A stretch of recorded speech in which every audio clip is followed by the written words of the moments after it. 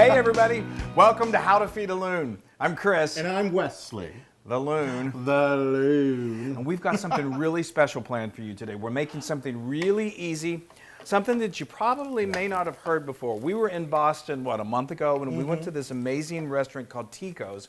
And they had something on the menu called sauteed shishito peppers. So we were like, wow, I've never seen those before. Well, just not too long ago, we were in Trader Joe's, and there they were. They had shishito peppers. So we were like, oh, wow, let's try them. So I brought them home, and it's a super simple presentation or a super simple preparation of them.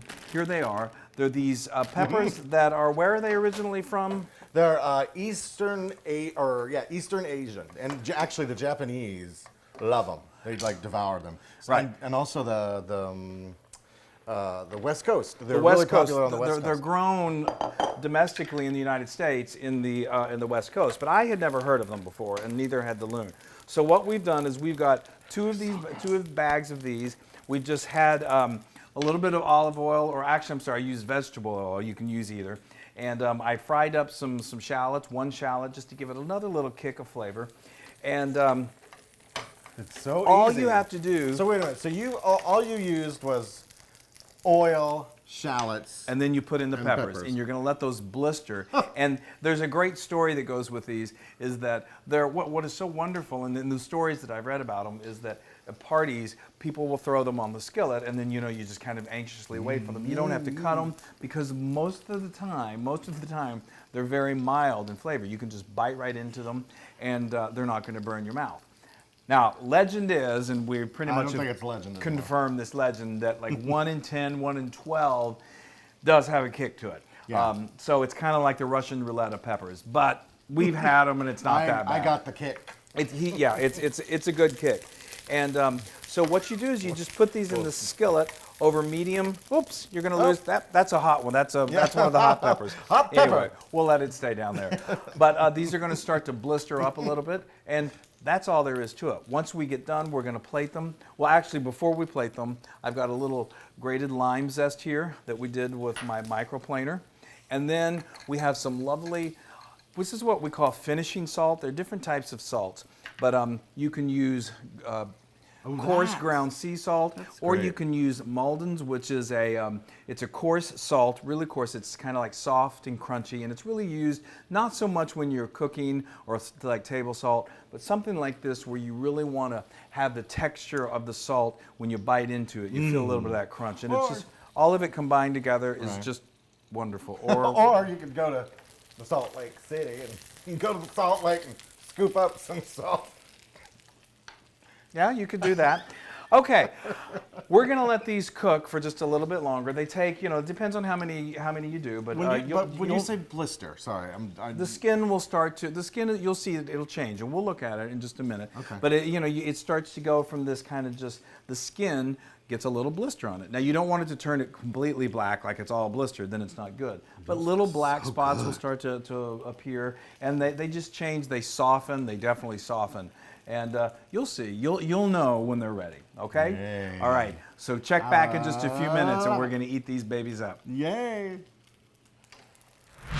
Ooh, Oh, those my look gosh. perfect. Aren't they beautiful? I mean, there's Yay. really something, I don't know, transcendent about these. Very West Coast. Yeah, I mean, they're beautiful, just in and of themselves. They're really gorgeous. So here I've got some fresh lime zest. It's gonna just brighten the flavor that much more. That looks great. Yeah, we're gonna sprinkle that in, and then we're gonna use this again. This finishing salt. I'm gonna do this in the skillet.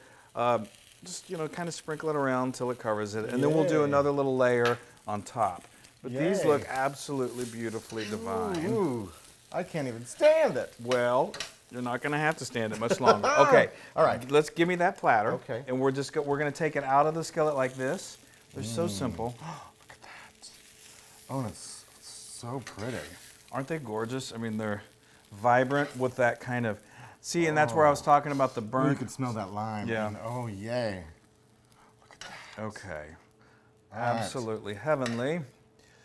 Now, what we're going to do, we're going to turn this off the heat. All right. I'm going to take Look at that. another lime. Voila. Well, I did so good. You did, but we're not quite done. So this is a microplaner. You can use a zester. There's something about the skin right before you get to the, to the rind part that is just incredible. That gives it such an intense, but not overly intense lime flavor. It releases the oil within the citrus, and it's phenomenal. So I'm just gonna do. Oh, look a at little that. right over it like that, just to give it a little more So fancy. on So top. fancy. Of course, you can go to the How to Feed a Loon marketplace and buy one of these. Couldn't be easier. Really, it's one of those tools that I just love. I love lime zest, lemon zest. Any kind of citrus is beautiful. Isn't that like a work of art? Wonderful. And it's Can I do this part? Yes, please do. Now we're just going finishing to finish it off with a little salt. I love it. Kind of salty. I mean, these things just beg. Oh, I'm making a mess. Beg the flavor. Oh, well. Beg a little salt on them. But if you can do it to your own taste, and you can add more. You take a bite. What do you think? I think it's beautiful. Is that I enough? think it's just absolutely gorgeous. All right. Well. Isn't that great? Yeah. Is it now? Okay, now you're going to play a little Russian roulette, Loon. Well, but you can are take they it. temperature I believe hot? it. Am I going to burn my mouth? No, you're okay. They're not going to be that bad. Ooh, look at that. Just bite the end of it off, and they're nice and tender, and you just eat them like that.